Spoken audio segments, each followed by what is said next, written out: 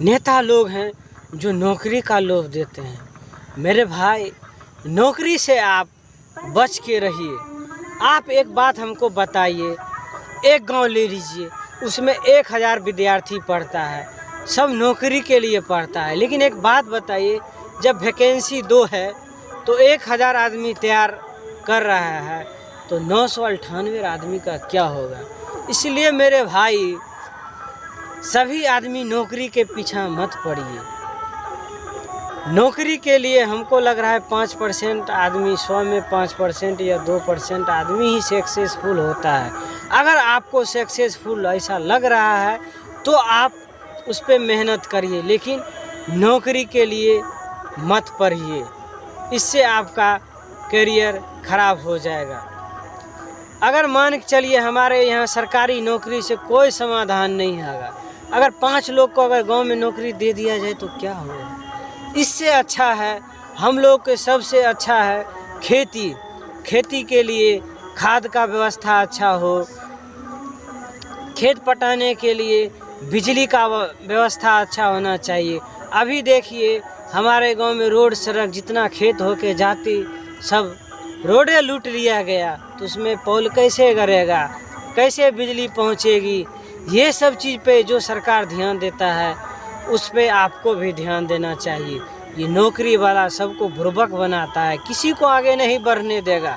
मान चलिए 5 गो आदमी नौकरी कर लेगा गांव में तो कुछ होगा, लेकिन अगर सभी आदमी को, सबसे मुख्य आमदनी हम लोग का खेती है, अगर खेती के लिए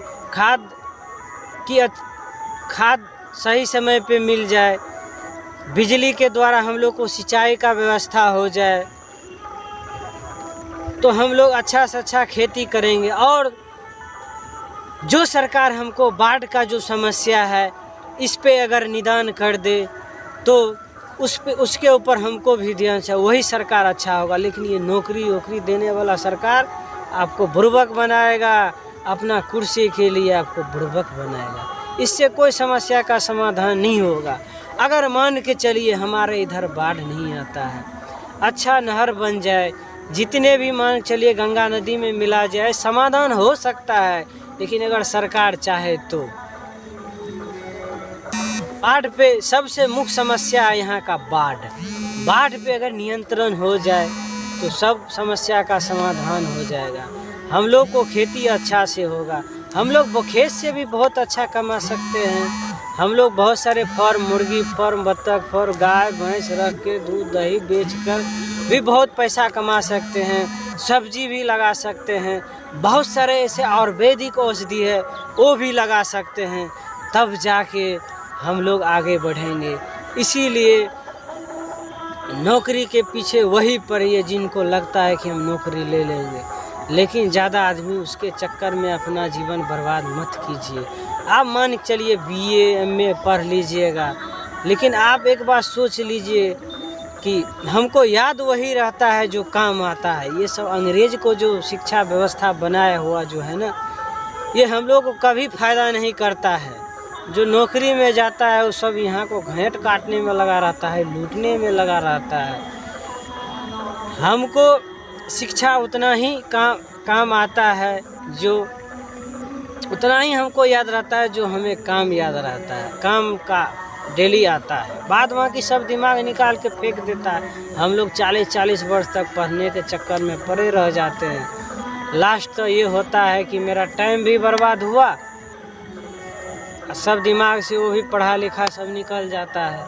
क्योंकि एक बात बताइए, 130 करोड़ आदमी है, सब सरकारी नौकरी के लिए पढ़ेगा, संभव है कभी भी?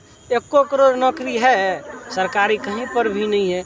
तो ये लोग सोच समझ लीजिए आप एक बार कि नौकरी के लिए पढ़ना है या मालिक बनने के लिए पढ़ना है।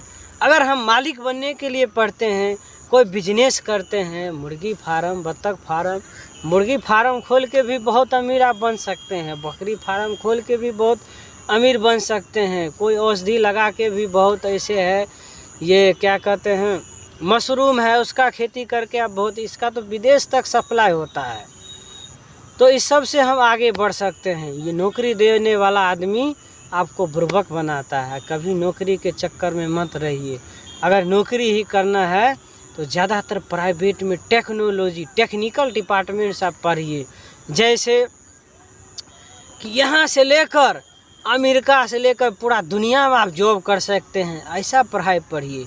जैसे अकाउंट चार्टर बनिए, जैसे इलेक्ट्रिकल इंजीनियर बनिए, मैकेनिकल बनिए, रेफ्रिजरेशन बनिए, सॉफ्टवेयर इंजीनियर बनिए, केमिकल इंजीनियर बनिए, डॉक्टर भी बनिए। तो भी आप यहाँ से लेकर पूरा विश्व में भी पैसा कमा सकते हैं। लेकिन सरकारी नौकरी से उसके चक्कर में रहिएगा तो ये सोच लीजिए कि कितना % वैकेंसी है। अगर आप कोई भी टेक्निकल अगर थोड़ा भी कोई मोटर बनाना सीख ले, पंखा बना, वो भी 500,000 रुपया कमा लेता है। अगर आप फ्रिज बनाना सीख लीजिएगा न, फ्रिज बनाना सीख लीजिए, 2-3 महीना लगेगा, उससे आप डेली 50,000 लाख रुपया कमा सकते हैं। लेकिन नौकरी में अगर BA MA कर लीजिएगा तो हमको लग रहा है नौकरी नहीं अगर होगा तो कोई फ़ायदा नहीं। बाहर में जाइएगा तो गार्ड बन के रह जाइएगा, ऐसा है। इसीलिए आप ऐसा पढ़ाई पढ़िए कि आपको आगे काम आए। अब जितने भी हमारे गांव में विद्यार्थी है, उसके गार्जियन सब कहता है नौकरी के लिए पढ़ रहा है। आप एक बात बताइए, सबको नौकरी कहाँ होगा? एक तो नौकरी को तो सब सरकारी नौकर ही बर्बाद कर दिया है। सब जितना भी नौकरी के लिए आता है सब लूटना शुरू कर देता है। इसीलिए अब नौकरी के चक्कर में हमको लग रहा है ज़्यादा मत रहिए। नौकरी करना है तो ऐसा पढ़ाई पढ़िए कि यहाँ से विश्व में कहीं भी आप नौकरी ले सकते हैं। सरकारी नौकरी के चक्कर में मत रहिए। जिनको रहना है आप रह भी सकते हैं। आपको लगता है कि ले ले तो अच्छा बात है, आप रहिए। हमारे सरकार